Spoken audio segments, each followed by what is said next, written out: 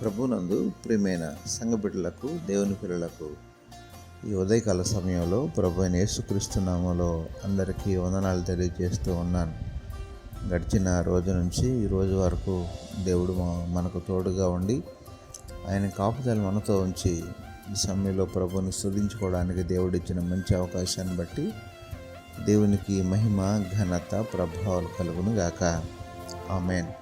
అనుదిన వాక్యాహారం ద్వారా ఈ సమయంలో దేవుడు మనకిస్తున్న వాగ్దానం, ఒకని తల్లి వారిని ఆదరించినట్లు నేను మిమ్మల్ని ఆదరించుదును అని యెషయా గ్రంథం 66వ అధ్యాయము 13వ వచనంలో మనం చూస్తూ ఉన్నాము.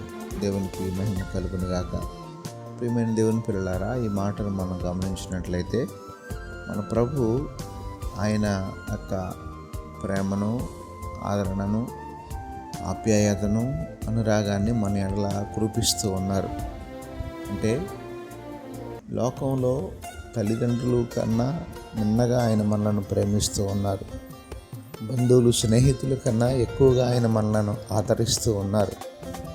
అనేకమైనటువంటి లోకంలో మానవునికి దొరకని ఏ విధమైనటువంటి ప్రేమ అయినా, ఆప్యాయత అయినా, ఆదరణ అయినా మన తండ్రి దగ్గర దొరుకుతుంది. మన ప్రభువు దగ్గర మనకు అది లభిస్తూ ఉంది.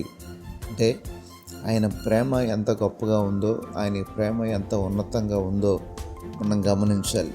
ఆ రీతిగా ఈ సమయంలో ప్రభు అంటున్నారు, కానీ తల్లి ఏ రీతిగా మిమ్మల్ని ఆదరిస్తూ ఉందో, ఏ రీతిగా మిమ్మల్ని ప్రేమిస్తూ ఉందో, ఏ రీతిగా మిమ్మల్ని లాలిస్తూ ఉందో, ఆ రీతిగా నేను మిమ్మల్ని ఆదరించి, ప్రేమించి నేను మిమ్మల్ని ఆప్యాయతతో చూసుకుంటానని ప్రభు సెలవిస్తూ ఉన్నారు. ఆ రీతిగా ఈ ఉదయకాల సమయంలో ప్రభు ఇస్తున్న వాగ్దానాన్ని బట్టి దేవుడిచ్చేటటువంటి ఆ యొక్క ప్రేమను, ఆ యొక్క ఆప్యాయతను, ఆ యొక్క అనురాగాన్ని పొందుకున్నట్లుగా ఉదయకాల సమయంలో ఈ వాగ్దానం అందరి జీవితాల్లో నెరవేర్చబడును గాక. ఆమేన్. పరిశుద్ధుడైన మా దేవ, ప్రేమ కలిగిన మా తండ్రి, ఈ ఉదయకాల సమయంలో మీ శ్రేష్టమైన ఉన్నతమైన నామానికి వందనాలు, స్తోత్రాలు చెల్లిస్తున్నాం ప్రభువా. ఈరోజు మీరు మాకు ఇచ్చిన వాగ్దానాన్ని బట్టి మీకే స్తోత్రాలు తండ్రి. ఈరోజంతా మీ పిల్లలమైన మా అందరికీ మీరు తోడుగా ఉండి సహాయం చేసి నడిపించండి. నీ మేలుల చేత నింపండి. ఈరోజు పుట్టినరోజు, పెళ్లిరోజు జరుపుకున్న బిడ్డలు ఎవరైతే ఉన్నారో వారందరినీ పేరు పేరున దీవించమని యేసు నామమున అడిగి వేడుకొనుచున్నాము తండ్రి. ఆమేన్.